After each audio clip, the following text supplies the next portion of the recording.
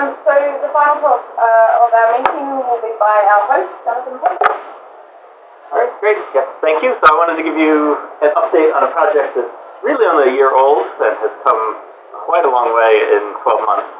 And I think in the next few months may become even more increasingly interesting to many of you. So Pyuvsim, Brenda talked about Pyuv data yesterday. I'll talk about how they're related. But this is a data simulation effort. And the motivation started with 21 centimeter cosmology because that's what I do. But the story of 21 centimeter cosmology has been driven in part by simulation. I think you look back a decade when the papers being published said 21 centimeter cosmology was going to be hard but doable with some simple forecast traction techniques. That's because the simulations they were vetting them on weren't that detailed. And as simulations have gotten better, more details have shown up. One of the first things, and I would think I'm happy to say that this is the first time the phrase "the wedge" has been uttered in 36 hours, so I call that a victory. It didn't show up until the simulation in 2010, when Data et al. Actually gridded their visibilities not at pixel centers in their simulations, but at floating point locations corresponding to the locations of the baseline. And then it showed up, and now we see it all the time in the data, and we've bored all of you to death with it.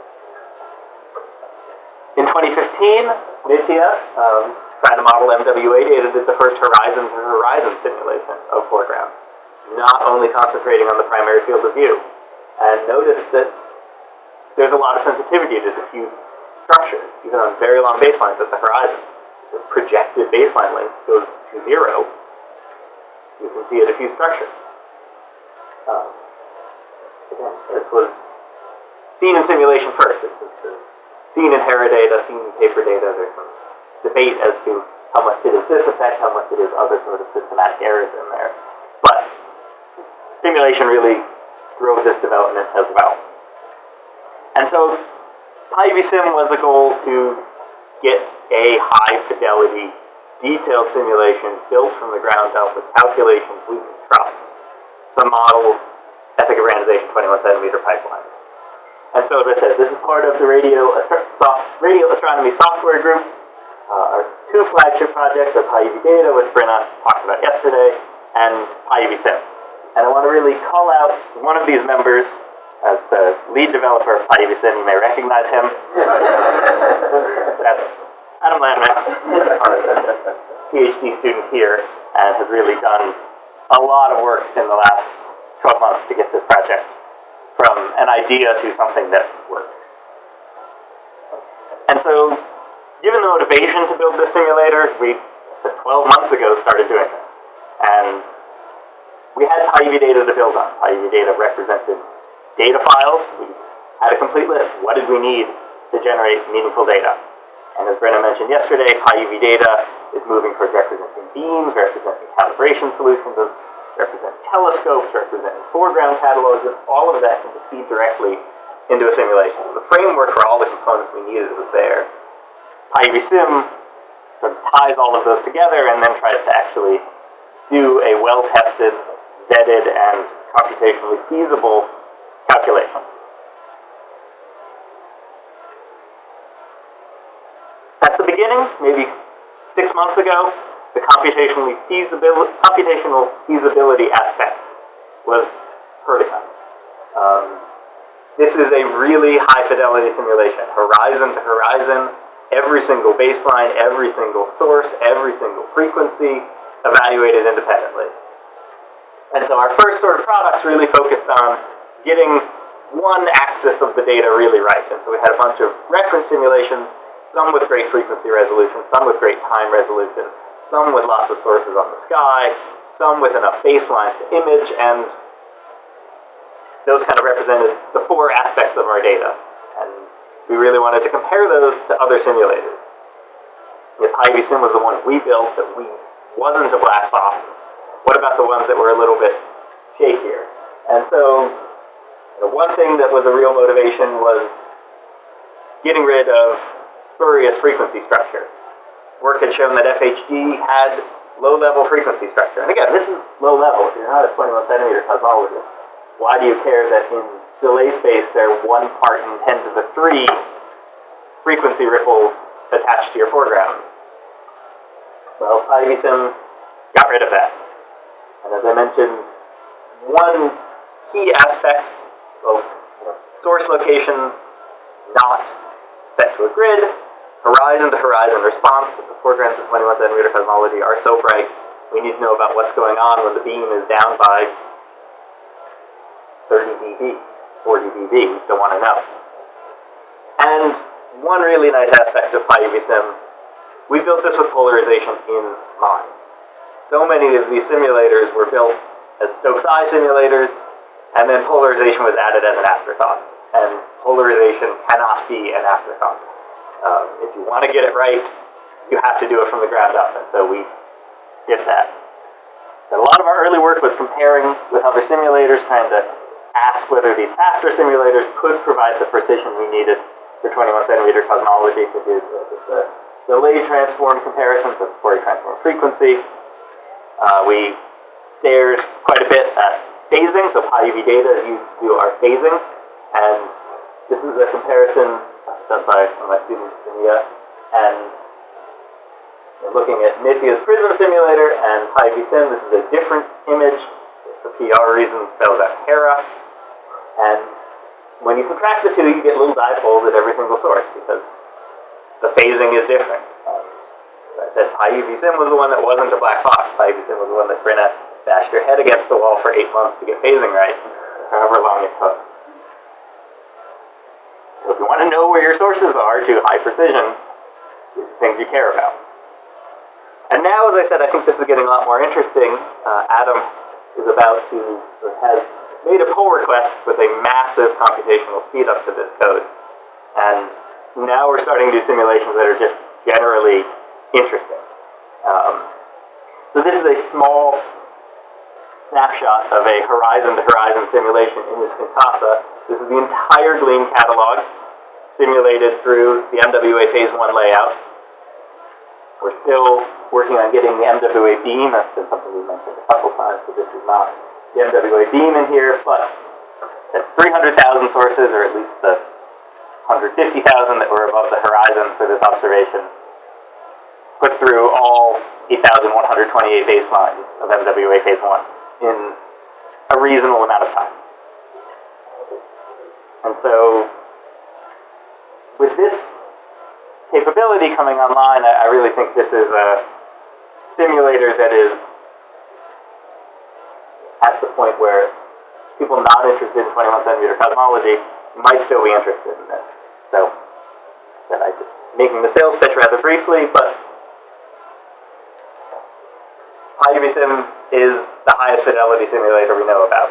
We understand what it does at a variety of levels. And so work in progress, I think, is really in progress, not something completely pie in the sky. Getting that polarization calculation completely vetted and working, that I think that's going to be one really unique aspect, particularly for 21-centimeter cosmology, where things like Faraday rotation of sources mapping into the spectral axis is a huge concern, and I don't think we've ever trusted any simulator to give us meaningful mock data that represented that polarization on the sky. I think we have that now. Right now it only does point sources, but we're developing capabilities in PyUV data to represent diffuse catalogs, extended sources, and getting the arbitrary spectral behavior so we don't just have to deal with flat spectrum sources or power law spectrum sources, but we can actually put something like the efficabrandization signal into here, where every single frequency is basically uncorrelated. And so that's where we're going. But I think, like PyUV data that Brenna mentioned, this is a community-driven effort. It's in the radio astronomy software group. Contributors from outside the MWA and Hera collaborations have started using this, asking questions, making issues, and I would encourage you to do the same. We will continue pushing on this. As I said, for a project that's 12 months old, I'm really impressed with where this has come and where it's going to go in the next couple months. So, thank you.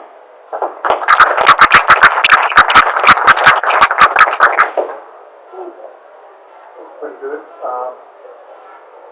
So getting beams in, as you know, is super important and not just idealised. The work that we're doing for the SKA examining the detailed calibration performance of a single SKA station shows that we really have to include realistic beams, neutral coupling effects, multi-path effects, and it boils down to being able to deal with pretty very complicated embedded element patterns, not just an idealized dipole pattern or some other thing. So this is super advanced stuff, and I wouldn't expect you to anywhere near that at this point. But if you're thinking about putting the hooks in to deal with the hooks are in. So this uses PyUV Data's UV beam, which is being built as generic a beam representation as we can. And it's got the full polarization.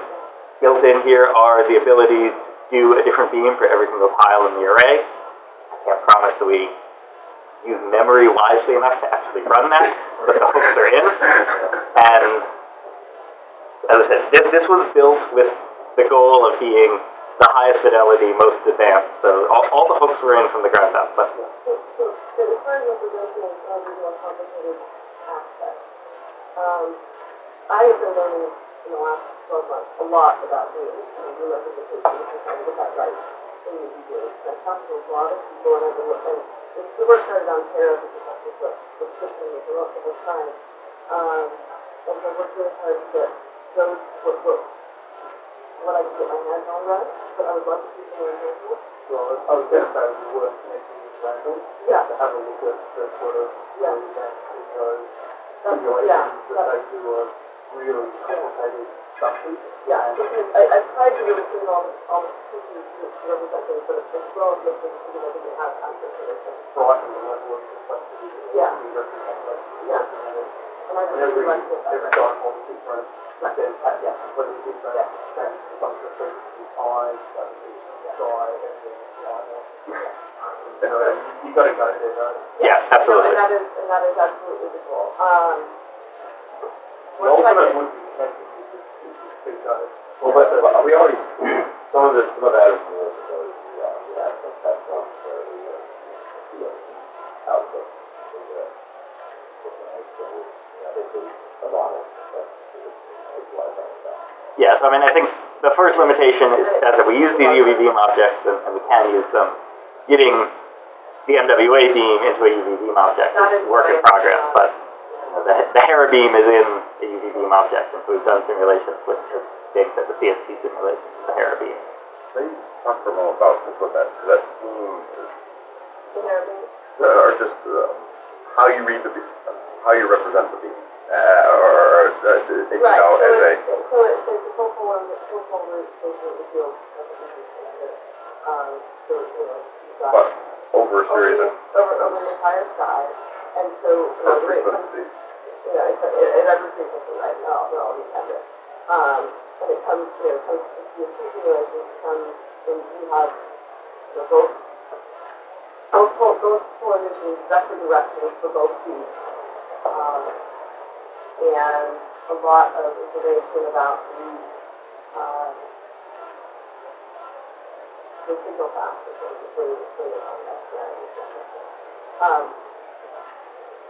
There is a little bit that we have the representative part. And that is something we built into the beginning that I'm wiring about now in the VA, and I may well have to put it in the about that. I'd love to have something like that. Really,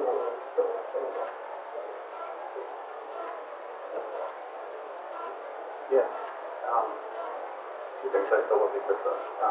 One, I presume because this is built on IUV data as well, so I presume that, if you wanted to inject correction dependent calibration errors into your simulation, you could do that. yeah, that will require a local cell development training data. Currently, calibration object does not support correction data. I'm probably to talk to you a little bit about this because we need to come up with a good way to represent it with universal, a lot of different approaches to correction dependent calibration, and I want to be able to support all of them, but in the same way with the same interface, as much as possible to downstream code.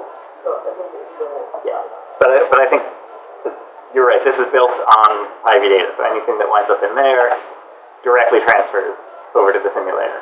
Then whatever file format you want it written in, that's trivial. As Brenda says, the calibration object currently only does direction-independent calibration, but as soon as that's in the calibration object, well, you have it in the simulator. The other thing is, just briefly, I think, was, you mentioned that the read simulation was in a reasonable amount of time. So it's one frequency channel, one time, 25 minutes on our cluster in Hauser-Brown. For 100 cells. For, yeah, and does that 8,128 baseline. Alright, I think we should probably wrap up there, so let's take something again. It's now morning tea. You should be back in here at 11:05, I think. Yeah, so actually at 11-ish, 11:05-ish, there's going to be a conference photo on the steps in the ERC where you had the reception last night. So we'll stay inside. Yeah.